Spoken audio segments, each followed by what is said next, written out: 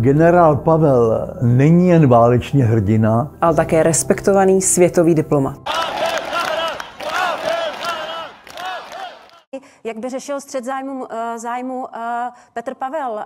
V jeho týmu je Petr Kolář, který je právníkem významné americké advokátní kanceláře. On lobuje za zbrojařský průmysl v České republice. A mě by zajímalo v případě, že s ním máte tak velmi úzký vztah, jak byste vy zajistil, když byste byl zvolen prezidentem, aby ve vašem případě nemohlo docházet ke střetu zájmu? Já dám hned. Další problém by pro generála Pavla mohl být v osobě jeho známého lobbysty Petra Koláře. Redakce Vysoká hra CZ se rozhodla podívat na podnikatelsko-mocenské vazby generálovi nedesignované pravé ruky, jehož Andrej Babiš veřejně označil za zbrojního lobbystu. Ačkoliv Babiš neřekl, koho zbrojařským lobbystou míní, ten se pohotově ozval. Děkuji za poklonu. Sice nejsem lobbysta a nikoho neřídím, ale ti, kterým radím a pomáhám, jsou velmi úspěšní, kontroval Petr Kolář, podporovatel kandidáta Petra Pavla. Oba pány v souvislosti najdete třeba ve vystoupení na kanálu YouTube, kde v dvouhodinové debatě z Davidského divadla na Praze 6, kde čistě náhodou dělá starostu syna našeho lobbysty Petra Koláře, Ondřej. Vysvětlují důvody vzniku a náplň spolku pro bezpečnou budoucnost. Ten spolu oba založili v prosinci 2019 a v únoru 2022 byl Kolář jmenován místopředsedou spolku. Tedy vztah lobbysty a generála Petra Pavla je více než zřejmý. Petr Kolář své sympatie ke generálovi Pavlovi mimo jiné vyjádřil Danieli Brtinové. Na dotaz moderátorky, zda bude kandidovat na prezidenta, odpovídá kategoricky, že ne, ale ví o člověku, kterého by na Hradě rád viděl. Otázka redaktorky, který by to mohl být. Já mám přítele, jmenuje se Petr Pavel, je to generál ve výslužbě. My teď dost často putujeme po vlastech českých. Takže byste chtěl volit bývalého komunistu, ale ano, já mám moc rád napravené hříšníky, jsou nejvíc motivovaní. Já vím o člověku, kterého bych moc rád na Hradě viděl. Který by to mohl být? Já mám přítele, který se jmenuje Petr Pavel, je to generál ve výslužbě. My spolu teď dost často putujeme po vlastech českých. Takže byste chtěl volit bývalého komunistu, ale? Ale ano, jako já bych, protože já mám totiž moc rád napravené hříšníky, ty jsou nejvíc motivovaní. Ale říká se, že komunismus se drží jako vir. Tak víte, to se toho říká, těch klišé se říká jako bývalý komunista, to jako bývalý černoch a tak, jako ale... A předsedou vojenského výboru NATO. Je držitelem francouzského řádu čestné legie za záchranu vojáků ve válce v Jugoslávii. Danuše Nerudové a začínám citaci. Pan Pavel by si mě na Hrad vzal jako účetní. Na podobné ponižování od mužů jsou u nás ženy bohužel zvyklé. Tak já tedy spočítám, co mohou volby přinést. Nemít za prezidenta bývalého kariérního komunistu, agenta, rozvědčíka nebo lháře. Kariérní komunista, agent, rozvědčík nebo lhář. Co z toho mířilo na pana Pavla? To bylo všeobecné konstatování. Nad argumentaci Koláře nejsem lobbysta se dá víc než jen trochu pozastavit. Od roku 2014 totiž Petr Kolář působí jako hlavní poradce české pobočky americké advokátní kanceláře Squire Sanders. Tato kancelář se na svém webu chlubí právním poradenstvím pro zbrojní průmysl. Na webových stránkách společnosti byla dne 31. červenec 2012 zveřejněna zpráva, že tým právníků ze Squire Sanders v Praze asistoval společnosti Westinghouse a její české dceřiné společnosti při podání nabídky na mnohamiliardové rozšíření jaderné elektrárny Temelín. Petr Kolář rovněž působí v nadaci rodiny Holečkových, a to od založení nadace v prosince 2021 jako předseda správní rady. Zakladatelem nadace je René Holeček, majitel společnosti Česká zbrojovka. Podle žebříčku nejbohatších lidí byl k roku 2021 René Holeček 21. nejbohatším Čechem se jměním odhadovaným na necelých 13 miliard korun. Chtěl jsem se v životě vyhodnocovat a analyzovat skutečnost, abych s ní potom mohl nějak nakládat a případně ji ovlivňovat. To, co dělám teď, není vlastně žádná touha po uchopení moci, ale ovlivňování.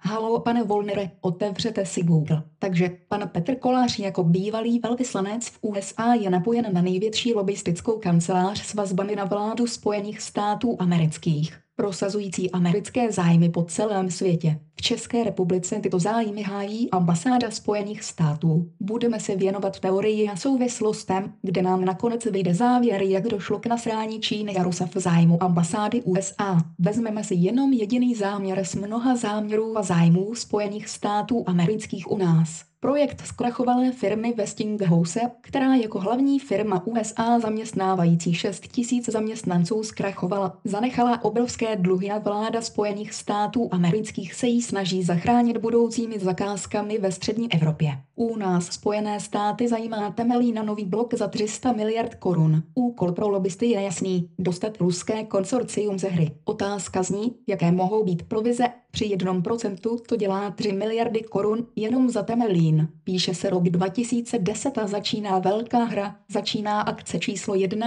páty Nečasovy vlády. Vychází Hájkův článek v té době smeten jako konspirace. Petr Hájek jako bývalý šéf prezidentské kanceláře by měl něco vědět o fungování vysoké politiky. 300 miliard korun, na které se dostavba Temelína odhaduje. Je totiž zajímavá suma i pro světovou supervelmoc. A ta je ochotná udělat proto, aby její Westinghouse vyhráli v soutěži s ruským konsorciem úplně cokoliv.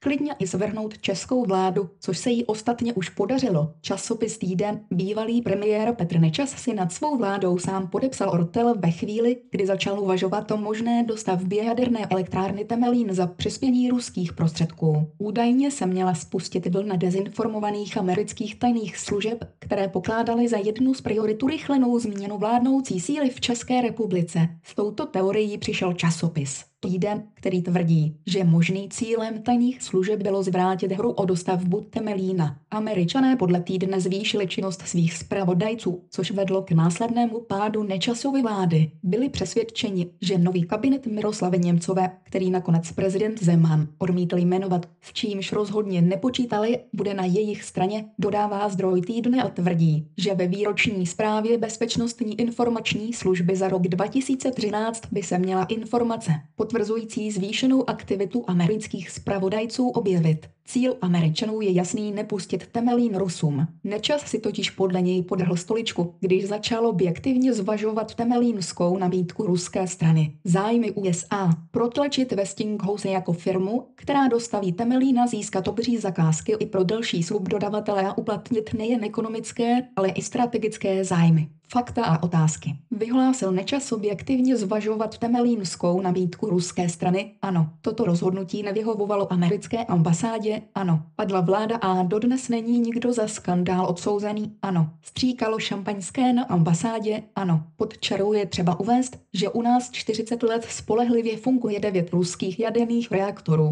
Rusové nám už v době války na Ukrajině dodali nasmlouvané jaderné palivo. Westinghouse dnes je nejen dodavatelem, ale hlavně prostředníkem, a to znamená, že obdržíme ruské palivo za americké ceny. Navíc Rus už dnes staví plutoniové moderní jaderné elektrárny z uranu vyrábějící plutonium. Daleko větší efektivita, ekologie, ale hlavně problém energie lidstva je vyřešen na 100 000 let. Westinghouse tuto technologii nemá. Rusové spustili jaderný reaktor, který vyrábí z uranu 238 plutonium a zároveň je poháněný plutoniem. Takže ten jaderný reaktor si musíte představit tak, že on si vytvoří své vlastní palivo a jako bonus je energie. A celkově to je levnější než současné ceny energie.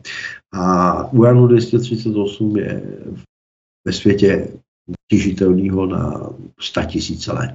K pádu Nečasovy vlády můžeme jenom spekulovat, jakou měrou se náš lobista zapojil, ale logika viz akcí níže uvedených může tyto zájmy ve směru USA na Westinghouse připouštět.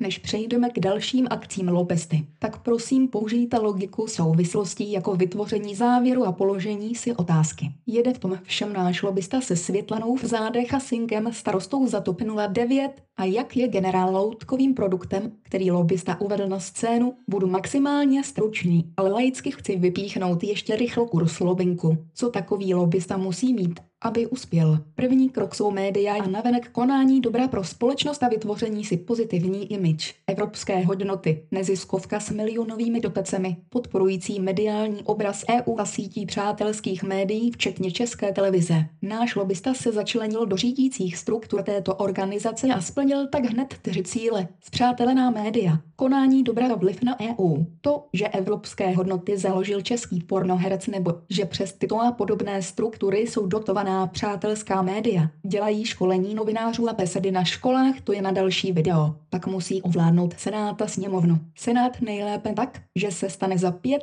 000 korun měsíčně jako dobrák poradcem předsedy Senátu, pana Vystrčila. Sněmovna, to si ukážeme níže, vše pod záštitou premiéra Fialy, zákulisního megahráče Kalouska a svazácky namotivovaného primátora Hřiba. Svoji roli hrají i tajné služby, ale protože jsou tajné, tak jenom logikou si můžeme domyslet, na čí straně jsou, když její šéf přebral vyznamenání od USA za vzornou práci. A málem bych zapomněl, jako prémii zbalit moderátorku politických debat v nejsilnějším médiu České televizi. Že nepůjdu do debaty kandidátů na prezidenta republiky do České televize, kde mě paní Vitovská, která se tvářila jako nezávislá redaktorka, dehonestovala. No a potom v rámci debaty 2021, když už samozřejmě věděla, že bude v týmu generála Pavla, tak se podívejte na tu debatu, kde mě nenechala ani pořádně domluvit a ptá se pana premiéra Fialy, co si o to myslí. Ano, vy jste říkal, že jste nebyl politik v roce 2009, ale bylo to pár měsíců předtím, než jste začal uvažovat o vstupu do politiky. Tak pánové a dámo, je tady z vás někdo, kdo dělal krátce před vstupem do politiky něco takového, o čem mluví pan Babiš, tedy něco, co není sice nezákonné, ale vy sám říkáte, že dnes už byste to neudělal. Pane Fialo, prosím. Ale já se omlouvám, já bych rád na to odpověděl. Hnutí ANO vzniklo... Já se ptám ostatní, teď ne vás. Pane Fialo, prosím, odpovězte na otázku. Jdeme dál. USA si stanovili své hlavní politické nepřátele, kteří nejvíce ohrožují jejich zájmy. Rusko je až na druhém místě, první obsadila Čína. Začínáme. Zadání pro správného lobestu. Potřebujeme vynulovat vliv Číny a Ruska z České republiky, oslabit hradního pána, dosadit loutkovou vládu, blondýnu na obranu a na hradě mít svého prezidenta. A teď už jenom v bodech a stručně vzpomínáte si, co vše se začalo dít. Akce číslo 2. Vrbětice. V pátek večer jsme byli s vicepremiérem Hamáčkem jednoznačně informováni o závažných skutečnostech týkajících se bezpečnosti naší země. Ve vrbětickém areálu se po výbuších v roce 2014 ztratily tisíce samopalů, jednotky kusů raketometů a kulometů a také obrovské množství munice, bodáků a dalšího příslušenství. Tvrdí to alespoň firma Imex Group, která vlastnila oba vybuchlé sklady. Policie tvrdí, že o žádných krádežích neví. Po 7 letech tajná služba, její šéf vyznamenaný vládou USA odhalili 2 ruské agenty v podvědomí lidu Pata a Mata. Bývalý důstojník české armády Martin Koller říká nesmysl, klade otázky. Důkazy jsou jedna, paní povídala, a kde je x tisíc samopalů a ostatní munice, které se při 2 časově od sebe oddělených explozí ztratilo, výsledek 3 mouchy 1 ranou. Vyhoštění ambasády Ruska, zavlečení vlády do protiruského postoje, oslabení prezidenta, který podle spřízněných médií, protože namítal důkazy, dostal nálepku ruského švába. Zmínil spíš ten Rosatom, protože to považuji za odvetnou reakci, pokud se prokáže vážné podezření, že Rusové to udělali. A já to podezření nezlehčuji, máme tady několik opěrných bodů. Zmínil jsem tu bulharskou stopu. Toho jste si snad všimla.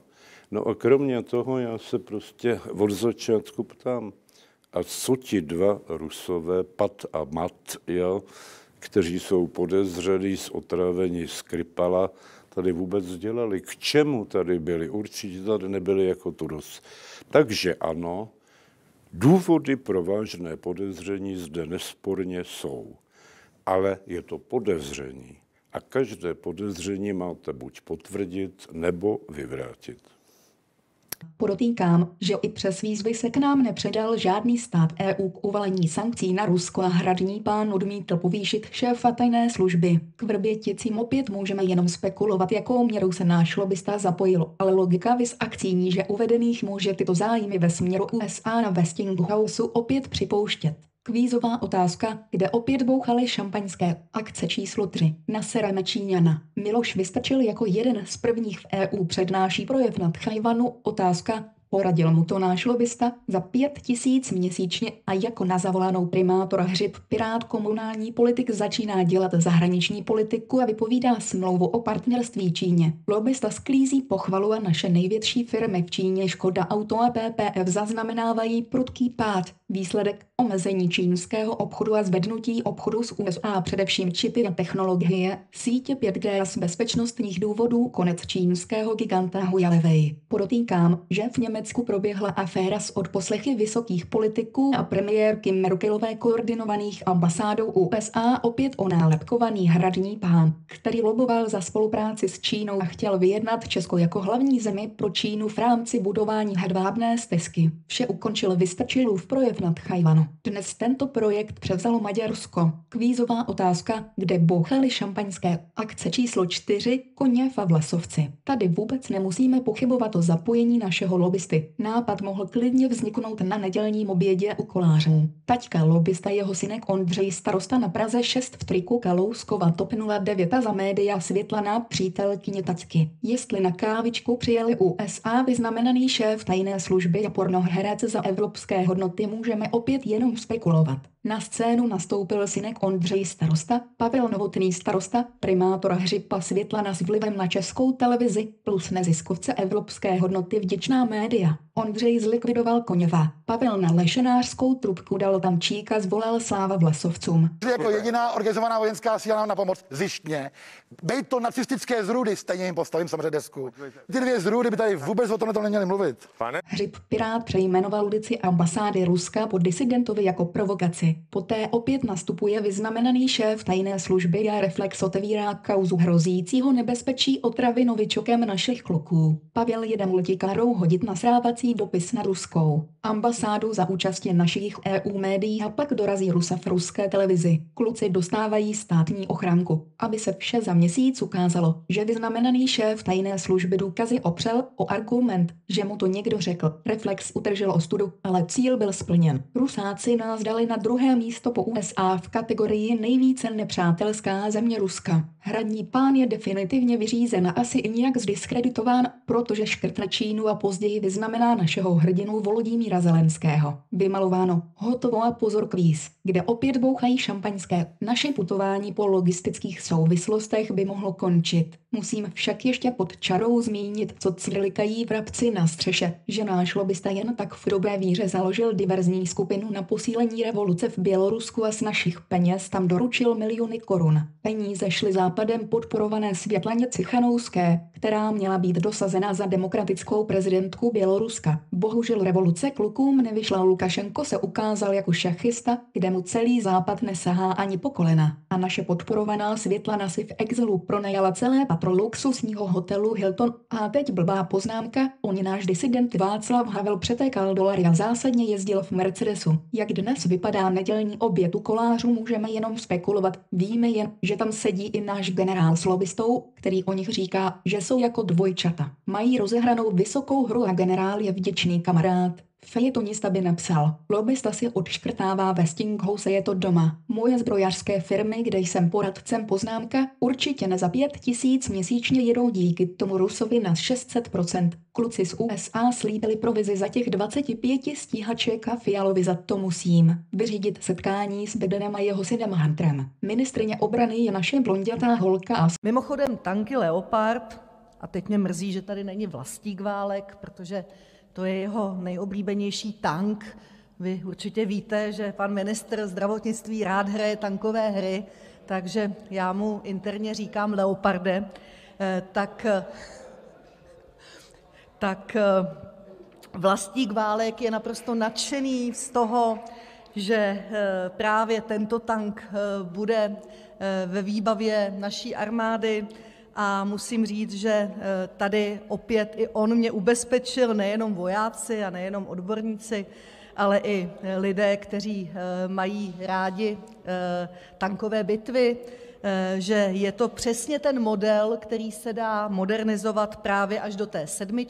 S generálem na Hradě budeme zase o kousíček dál. Česko poslalo zbraně i všechen šrot na Ukrajinu a docílili jsme navýšení zbrojení na 2%. HDP skoro jako jediní v EU. To je dobrá vyhlídka pro zbrojní firmy v USA nestíhající už teď přijímat objednávky. Závěr, kvíz, kde stříká šampaňské, je samozřejmě šikovnost našich přátel za velkou loží. Obviňovat a spekulovat o vlivu pana Koláře je legitimní, ale za mne je to borec, který prostě umí a nedělá nic nelegálního, prostě je to dobrý šachista a lobinka politické intriky nejsou trestné. A to spekulujeme pouze z akcí a dosažení souvislostí, jež jsou mediálně ve veřejném prostoru, co vše se děje za zavřenými dveřmi, to je otázka. Jaké provize jdou z miliardových zakázek, nevíme. A liberální evropský hodnotově přesvědčený kavárník má argument, že Rusové lobují tak a prostě tady prohráli. Svatá pravda. V bodech si tedy dáme důsledek tohoto vítězství. Na Hradě budeme mít generála, který, jak sami říkají, je dvojčetem lobbysty, který logicky vydělává na konfliktu na Ukrajině, můžeme říci, že jde přes mrtvoly. A určitě z pozice vyjádření není mír na stole. Musíme vyhnat Rusa, vzít si zpět Krym a Putina, odsoudit za válečné zločiny, zvýšit výdaje na obranu a lidi musí pochopit, že se zvýší daně nejen z nemovitostí a energií. Důsledkem téhle války,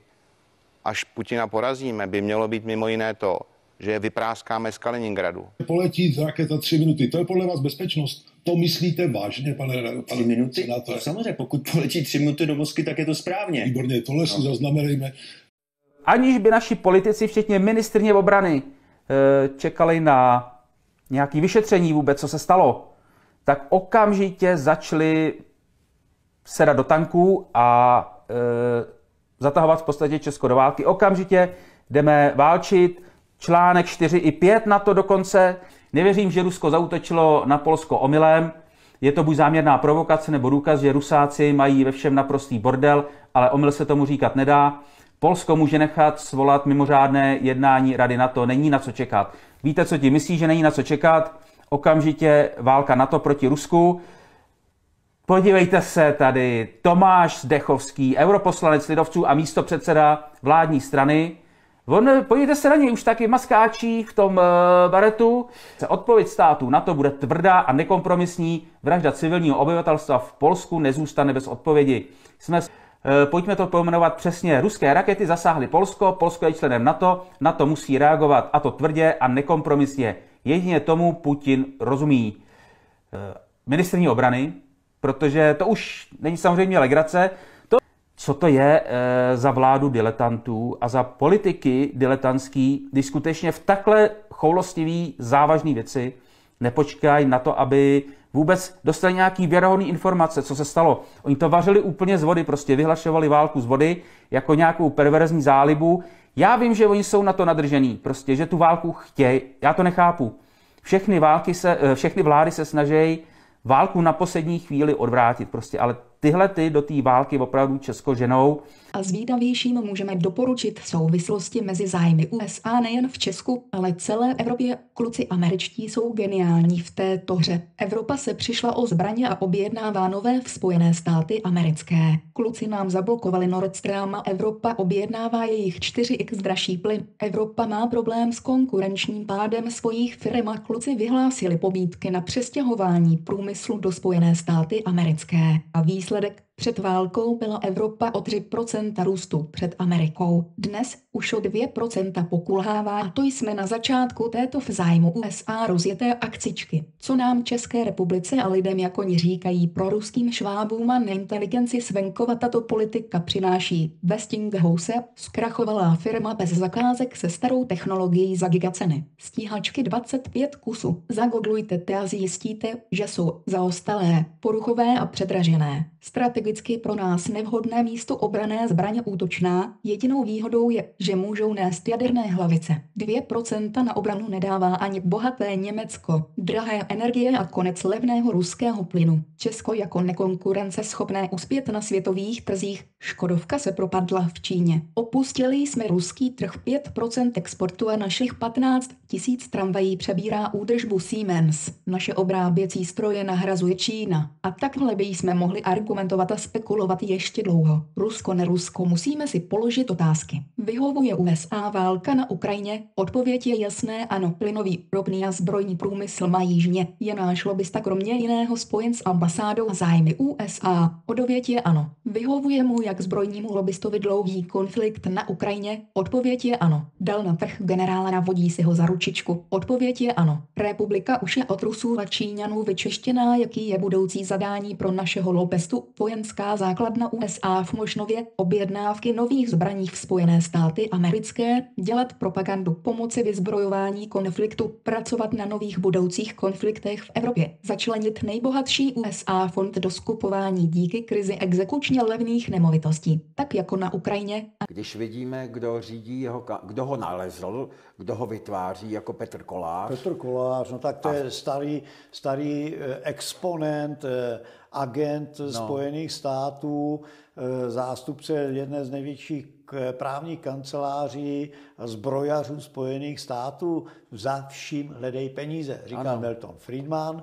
A my zatím bohužel hledáme jakoby pro ženy některé krásnou tvář generalisima. Jo. Západní svět si ho zvolil do čela vojenského výboru NATO. Aby chránil naše hodnoty, demokracii a svobodu. Na závěr pro našeho liberálního kavárníka z velkého města a přetíkajícího moudrostí a inteligencí. Ty nevidíš tu mediální masáž, jak až nekriticky média pod vlajkou evropských hodnot s pornohercem v čele do tebe buší jednostranné informace. Tobě nevadí, že úplně zbytečně jedeme z kopce. Tobě nevadí, že i díky nám dnes vytečou střeva asi 400 ukrajinským a ruským klukům jenom proto, že to je v něčím zájmu. Tobě nevadí, že kancléřka Merkel zpytovala svědomí a přiznala, že minské dohody byly léčkou na Putina pro získání času na vycvičení a vybudování armády Ukrajiny na válečný konflikt. Tobě nevadí, že Volodymyr Zelenský je miliardář v zádech se 100krát většími oligarchy než je náš Babiš, že s pomocí Ukrajině oni z Monaka, Paříže a Jachit se smějí a rozdělují naše peníze. Tobě nevadí, že dodnes neznámý nějaký pan Kolář doslovně na úkor ekonomiky a zájmů Česka dává přednost provizím pro sebe, že může jeden člověk mít takový vliv.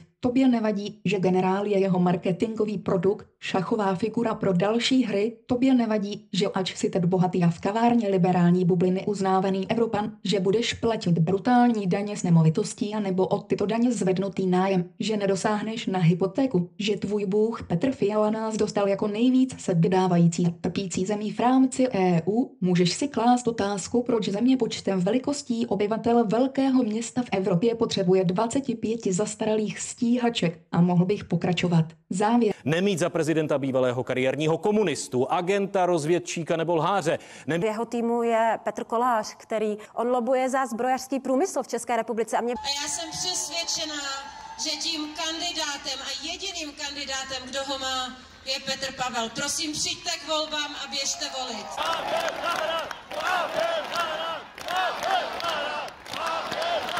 Kterém bych chtěl položit otázku nebo otázky podle aplausu na volebních mítincích nejpopulárnějšímu generálovi na světě. Pane generále, víte, že jste se přímo zúčastnil bojových operací v Srbsku a bývalé Jugoslávii. Internetem putuje video, jak odmítáte na tyto pro vás háklivé otázky odpovídat. Takže pokládám otázky, na které asi nikdy český národ nedostane odpověď. Otázky, které novináři České televize ani Světlana nepokládají. Víte, že celá operace byla spuštěna bez souhlasu OSN? Víte, že za 72 dnů bombardování vámi, později ve vysoké funkci jako téměř šéfa NATO, tato organizace zabila více jak 4 000 civilistů? Víte, že pod vašimi bombami zemřelo více jak 1400 dětí za pouhé necelé 3 měsíce? Víte, že jste cíleně bombardovali porodnici, elektrárny a infrastrukturu? Víte, že jste použili tuny obohaceného uranu, zakázané munice a dnes je Srbsko první v epidemii rakoviny? Víte, že USA v Kosovu dnes těží miliardové zásoby nerostných surovin a postavili si tam gigavojenskou základnu? Víte, že Madame Albright, ta, která nás dostala do NATO, si tam zprivatizovala srbský Telekom. Víte, že jako generál NATO máte na sobě plnou neobhajitelnou vinu? Končíme. Takové otázky bych mohl klást ještě dlouho. Masakr Oděsa, Irák, Mali, Libye, Sýrie, Afghánistán, vše se odstupem času jeví jako útočné operace, které prosazovaly různé zájmy a hodnoty. Demokracii tam vůbec nešlo. Bych se chtěl zeptat na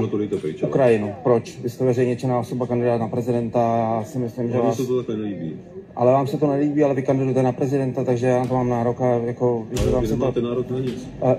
Jo takhle, takže my jsme v totalitě. Samozřejmě, že nejsme. Ale vy si mě přece nemůžete natáčet, když to nelíbí. Můžu. Zákon mi to nezakazuje.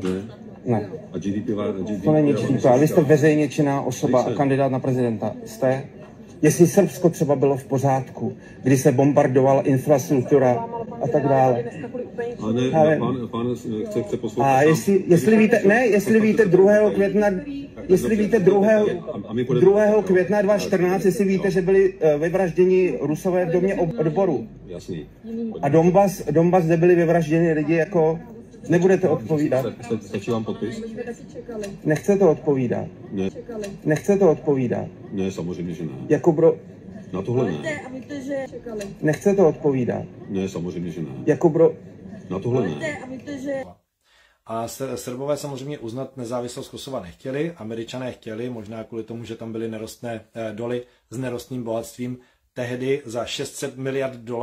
Pokud se i přes tyto nezodpovězené otázky s panem Kolářem v zádech cítíte jako logicky vyvolená persona být prezidentem České republiky, tak překonáte v morálním faktoru i vašeho oblíbence Pavla Novotného z Řeporyjí. Už jenom to, že máte tu hroší kůži a nechat se pro PR natočit, jak jako ještě před pár lety kovaný komunista z lenínského kroužku pokládáte věnec Janu Palachovi, tak to fakt nemá chybu. Zazvonil konec a pohádky je konec. Pro cenzory, Sempery a nové úředníky pana Bartoše, kteří mají potírat nepříznivou propagandu neladící SEU, podotýkám a zároveň posluchači tobě zdůrazňuji, že jsem si jenom za pana Wollnera sedl k Googlu a dal pár článků, rozhovorů do pouze mnou vydedukovaných souvislostí a tím projevil názor k argumentační debatě. Je na tobě a musím zdůraznit, aby si zagoogloval taky a udělal si názor vlastní. Už jenom to, že YouTube po 3 dnech silně omezil dostupnost mého kanálu Karel Havlíček Borovský ve vyhledávači a sdílení je obrázek svobody v Evropě. Všem posluchačům a vlastencům doporučuji dokument Kurva hoši Guten Tag. Lidi mi píší, je to mazec. Super, děkujeme. Ulož to, než to zakážou. Mimochodem zablokováno i stahování. A zdravím Světlanu Bojekočka. Pod pseudonymem váš Karel Havlíček Borovský, kluk z malého města. Neinteligentní dezolát a hlupák, co si dovolil zagooglovat. Prosím, dejte odběr a pošlete to svému oblíbenému liberálnímu kavárníkovi.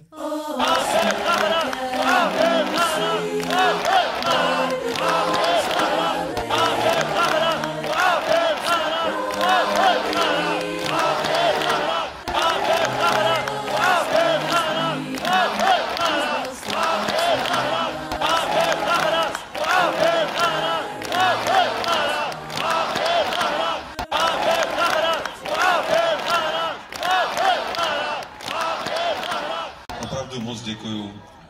Musím říct,